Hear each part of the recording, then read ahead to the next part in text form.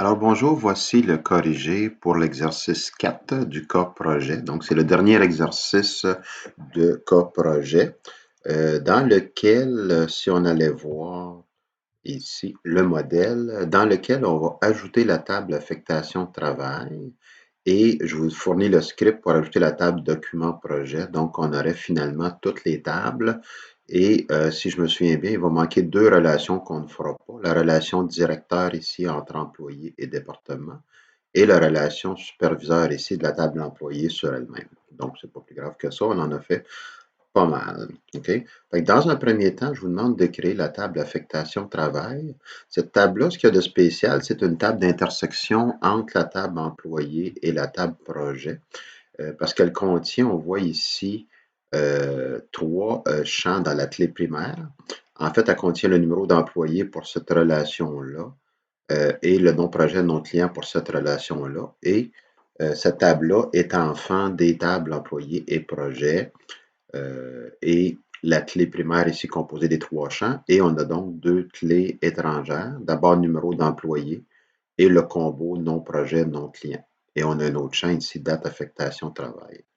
Fait que dans un premier temps, ici, dans la question A, on vous demandait de créer cette table-là et de la peupler avec des données qui font en sorte que vous allez pouvoir tester les questions ici, les selects là, de 1, 2, 2, 2, 3. Donc, si on allait voir la création de la table, on l'a ici dans le bas de l'écran à partir de ma ligne 152. Donc, Create Table Affectation de travail. On a les quatre champs ici qui respectent les types et les notes nulles là, des différents champs. Ici, on a la clé primaire, donc que j'ai nommée PK souligné affectation travail, composée de nom client, nom projet, numéro d'employé. Et ensuite, on a deux contraintes de clé étrangère. D'abord, celle qui est reliée avec la table projet, avec nom client, nom projet, et celle qui fait la relation avec la table employé, avec le numéro d'employé. Lorsque vous créez ça, ensuite, on vous demande de la peupler. Je ne vous montrerai pas, j'en ai mis un paquet, là, mais en gros, on se souvient que pour peupler, c'est l'instruction Insert into ici, avec la table, les champs un après l'autre, et les valeurs qui doivent correspondre. Donc, le nom du projet, ici, c'est une chaîne de caractères. Le nom du client doit correspondre aussi, bien sûr, euh, avec un client qui existe. Même chose pour le projet. Le numéro d'employé, ça va être un employé existant aussi. Et la date d'effectuation, n'oubliez pas votre champ to date là, avec des dates comme ça. Fait que là, il y en a un paquet ici à ce niveau-là. Fait que ça, c'est ce qui a trait à la question 1. La question 2, on vous demande de faire trois selects. Donc, dans les trois selects, on va les regarder un après l'autre. Premièrement, ici, la liste des employés affectés au projet RH et Navel. Et là, très important ici de regarder qu'est-ce qu'on vous demande comme champ. Et ça va déterminer quelle table avec un S vous allez avoir besoin, donc les jointures. Fait qu'on a besoin du nom du projet, le nom du client, la date de fin prévue du projet et le nom et le prénom euh, des employés. Okay? Fait que si on va voir, je m'en vais dans mon select ici. Je vais descendre ici à 2.1. Vous voyez, je fais souvent un petit select étoile pour voir que tout est là, comme ça. Donc ici, on sélectionne le nom du projet, le nom du client. Vous voyez ici que je l'ai pris dans la table affectation travail, mais on aurait pu aller chercher ça dans la table projet. La date de fin prévue, ça c'est dans la table projet. Et le nom et le prénom des employés ici. Ça, c'est dans la table employé. On n'a pas le choix de faire la jointure parce que la table employé et la table projet sont liées par cette table-là, affectation projet. Donc, on va joindre ici avec la table employé où les numéros d'employés sont identiques. On va lier la table projet et là, très important, c'est l'erreur classique. Il faut que le nom du projet et le nom du client soient égaux pour avoir une bonne liaison. Ensuite, dans le where ici, on va avoir le nom du projet RH et le nom du client Navel. J'ai mis order by, mais qui n'est pas demandé, donc qui est optionnel.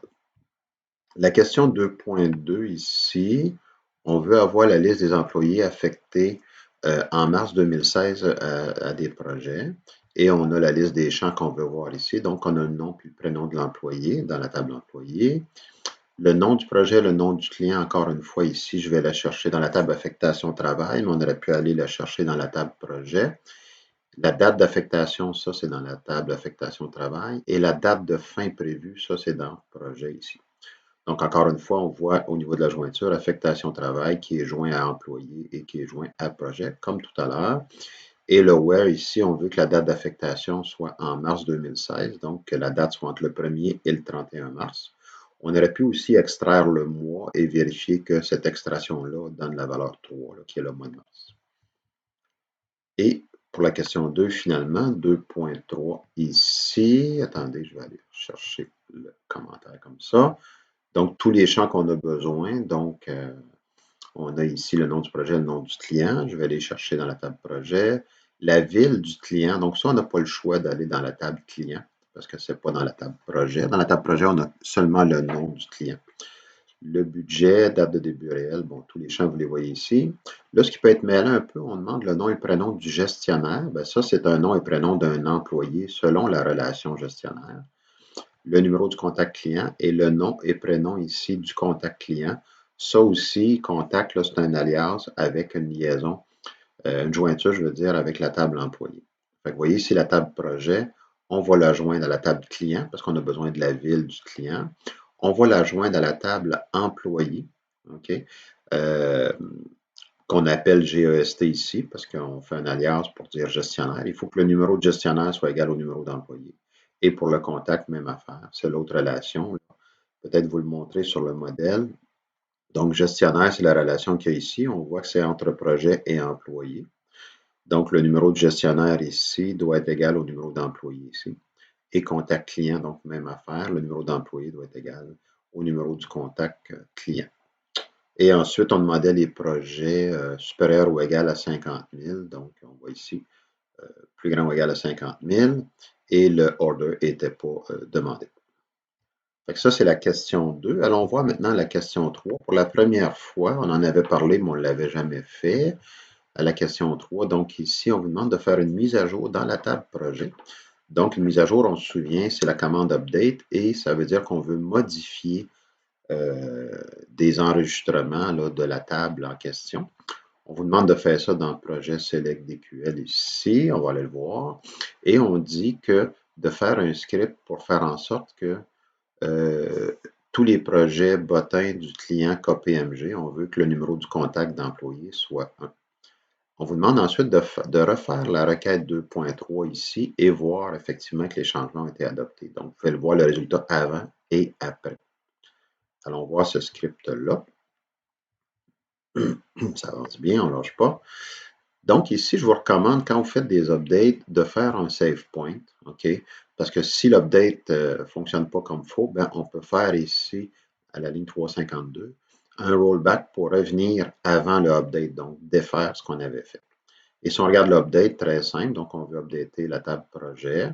On veut mettre le numéro du contact client à 1 lorsque le nom du projet est bottin et que le nom du client est KPMG. Donc, il y a comme un fil qui se fait. Et pour tous les projets bottins du client KPMG, ben, on va mettre le numéro du contact client à 1. Et ensuite, si je refais le même select, là, je ne le ferai pas ici, là, pour montrer que la mise à jour a bien été faite. La question 4, vous devez juste exécuter ce que je vous fournis. Je vous fournissais dans le zip projet exercice 4 document projet. Donc, vous exécutez le script pour créer cette table-là et le script pour aller peupler cette table-là aussi. Et il nous reste finalement la question 5. Donc, on vous demandait excusez, un petit caractère bizarre. On vous demandait ici deux requêtes SQL qui portent surtout sur la table document projet. Donc, on vous demande dans un premier temps ici, ben regardez, je vais aller dans le script, c'est la même chose.